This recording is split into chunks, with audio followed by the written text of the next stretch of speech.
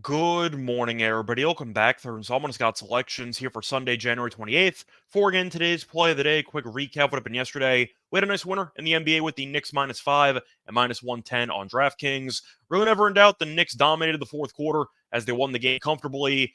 The Knicks have been a freight train recently, and the odds makers keep underrating them. Either way, though, nice winner. Look for the winner here on Sunday. And for today's play of the day, going to talk about some NFL action because it is conference championship weekend. And we're going to look at the AFC title game between the Chiefs and the Ravens, taking place at around 3 p.m. Eastern time. And for this game, I'm going to take a player prop, going to take a Ravens defensive player. We're going to take Roquan Smith under 5.5 solo tackles at -120 on DraftKings. Time recording of 8:30 a.m. Eastern time. Covering why we're going to take this pretty obscure prop. First reason is because of the fact that it's cashed in each of the last 7 games. Roquan's had less than 6 solo tackles in 7 straight. He's also had less than 6 solo tackles in 12 of the 17 games he's played in this season. So once again, at -120, this price just seems very, very cheap. And I'm going to jump in on it before the line moves. But the Chiefs this season have actually been good at preventing solo tackles, especially on the road, as the Chiefs are allowing 36.2 solo tackles per game this season, which is the 7th fewest in the league. And the Ravens offensively,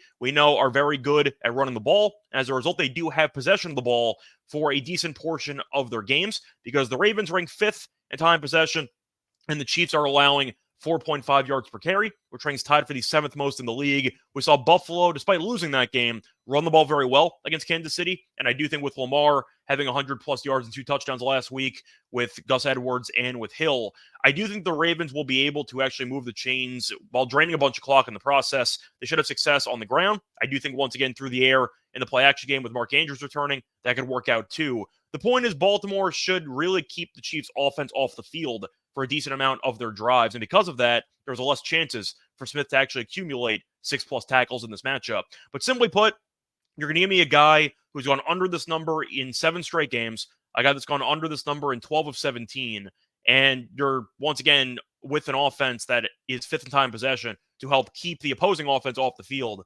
5.5 is just too high. Now, the Ravens are very, very active defensively. They have a lot of team tackling, joint tackling, but the point is they really don't let Roquan get many one-on-one opportunities because everybody just completely flocks to the ball. And I do think it's going to happen once again. So I do not like this prop if you can only get tackles and assists because Smith does get a lot of assists. The point is solo tackles. He hasn't gotten many of them. And as a result, this line does feel a bit high. So then once again, here for Sunday, January 28th, it's going to be on Roquan Smith under 5.5 solo tackles at -120 on DraftKings. Bye, everyone.